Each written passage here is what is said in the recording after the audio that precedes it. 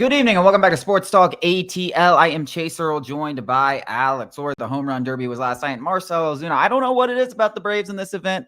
They just do not seem like they can get it done. And when you talk about this new format, now I did like the format. I like it was a better change. You had a mix between the old and the new, right? The old where you had 10 outs, you had 3 outs, 4 if you got the extra thing, and you also had that fast pace, 40 pitches, hit as many bombs as you possibly can. I hope they stick with that or go back to the 10 outs. I think there's something about the Chris Berman and the back that always resonates in my head and anyone from our generation's head. I think that's when the homer. Everybody wants to see bombs, and maybe a little more. Everybody wants to see 500-foot home runs. Maybe a few more steroids. I mean, yeah.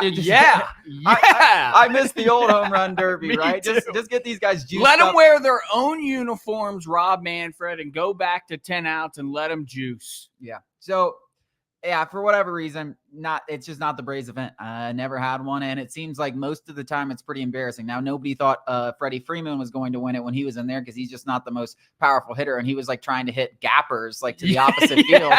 But Marcell Ozuna, you thought, especially when Pete Alonso went out, had a good chance. I mean, he was just as powerful as anybody up there, but like I think the gas, the stamina definitely played a factor. I mean, he seemed a little tired up there, a little quicker than most, but immediately. It was fun. It was fun to see. Seriously, he swung 7 times, hit like 5 home runs, 40 plus feet, and then he was gassed. I mean, after his first time out, when he was walking back, he hugged and kissed his family, said hey to his teammates. He looked disheveled. He looked like he had just been back to war. And he had a big old dip in, which is not easy to, huff and puff with. These baseball players have dips in all the time because they're not huffing and puffing. He looked like he was disheveled, distraught, whatever you want to call it. Literally, like 8 swings. But how about, I think the star of the night was Chris Sale's chain. Yeah. Like Chris Sale rocking the big bear chain that took up over his entire chest. And he was really hanging like that. And man, it was just another one of those examples when you talk about these guys loving Marcell Ozuna. I mean, they were really enjoying it. Max Fried, Chris Sale, Ronaldo Lopez were there the entire ride. So it was nice to see. Unfortunately, it didn't end like most Braves fans. I would have liked to see him Pete Alonso. Yeah. Hey, you know what? Beat the home run.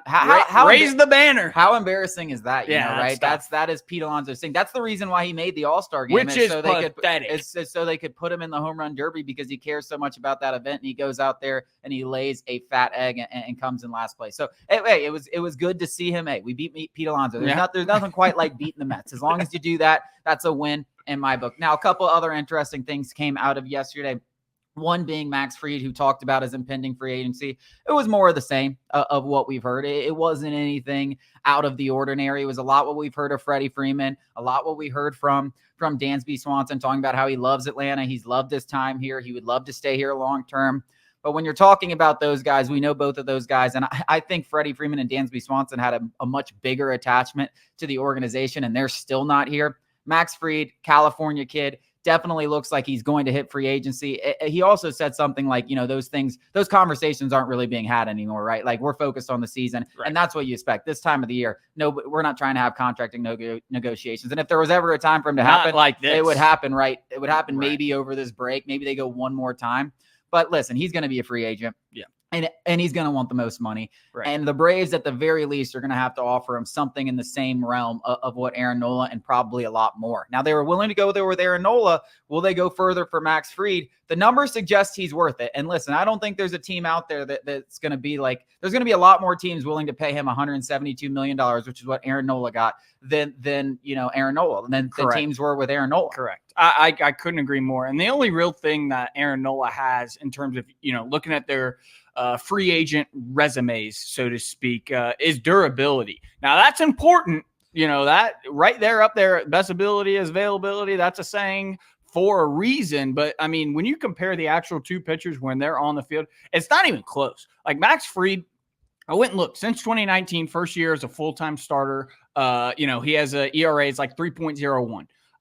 And that is including a 2019 campaign where he wasn't very good. He wasn't the Max Fried that we have known and become to love. And that just speaks to the kind of pitcher that he is. And over the last 3 to 4 years, he has been the best lefty on the planet. And when you're talking about the starting pitching market, it's going to go bananas. Like that Aaron Nola deal is the floor. And if he stays healthy, that is Max Fried, and actually goes out there, other than, that World Series performance, hasn't been the best postseason performer, and goes and and throws a good couple of games in the postseason, that's not even gonna be the floor. Like the floor is gonna be $200 million because everybody wants a starting pitcher. Everybody wants a pitcher like Max Fried, who is seemingly taking that Charlie Morton route of like aging like a fine wine. Every single offseason, he develops a new way to throw a same pitch or a new approach. He comes back with something new. He's got 5, 6, feels like he can throw every single pitch multiple different ways to left and right.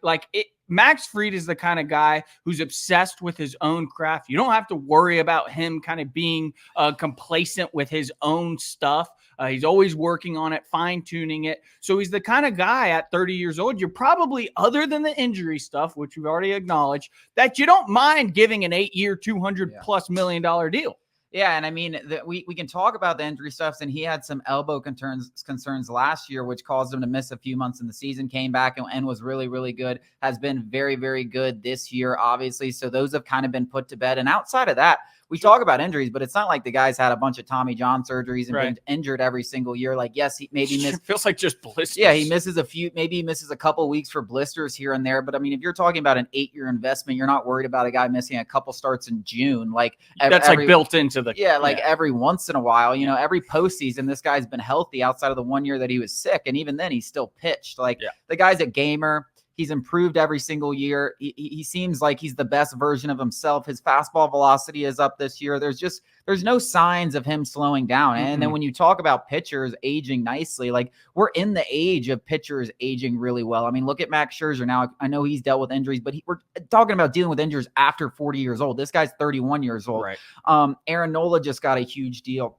Charlie Morton's pitched into his 40s. Like Justin Verlander won Cy Youngs at the end of his 30s. Chris Sale would win his first Cy Young. Chris Sale is 35 right now and having the best season maybe of his career. So it's just there's no data here that's saying, oh, this guy's gonna fall off a cliff as long as he can stay healthy. Yeah, and it's avoid not like football injuries. where you reach the 30 age mark and you're like, that's not how baseball works. And he has shown no signs. I mean, there's no signs of guys. This is the best version we've seen late in their 30s of losing incredible velocity. So as long as he avoids any major injuries, there's no reason to think Max Fried can't be the best lefty on the planet for the duration of his next contract. Yeah. And listen, every single pitcher that you're going to sign to a big deal has injury concerns because every single pitcher could get injured on any given day. And there's no rhyme or reason to it. Everyone wants to expect it. Go look at Zach Wheeler. Go look at Zach Wheeler for the Philadelphia Phillies, a guy whose whole entire career was marred by injuries from 20 to 30 years old. And from 30 to 40, he's a perennial Cy Young candidate. So it's not, you can't just sit here and say, oh, he got injured, a long time ago. He's injury. Like he could not get injured the rest of his career.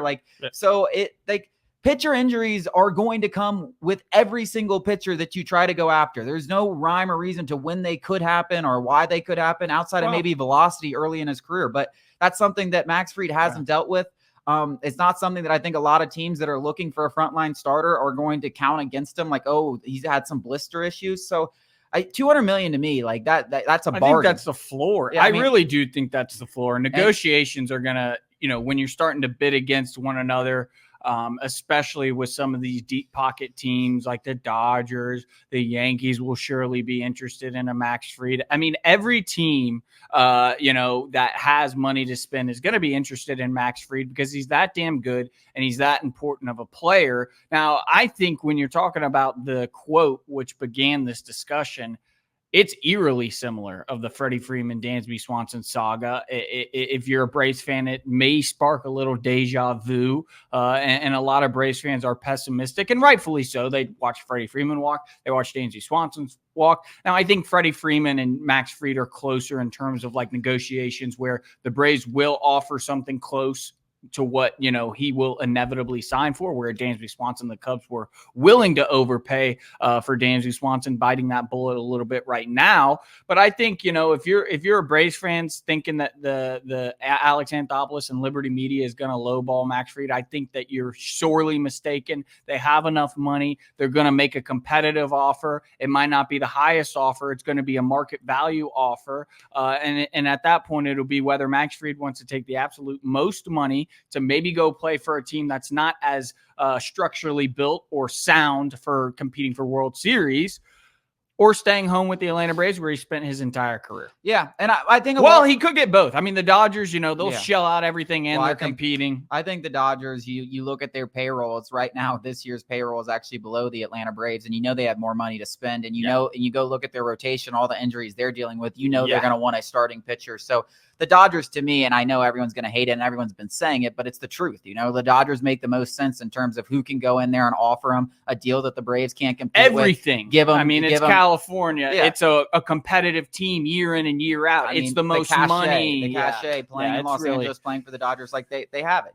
There's a reason why we sit here and say, oh, who do we have to worry about? Oh, it's the Dodgers. Yes. Right. And they need everything there. So I'm right there with you. The one thing that I think you have to think about it from the Braves perspective and why they might be willing to let Max Fried walk is just look what they were able to do for $4 million. For $4 million, they were able to get Ronaldo Lopez and Chris Sale this season, right? Yep. So think what they can do with the $40 million that they're not going to pay Max Fried.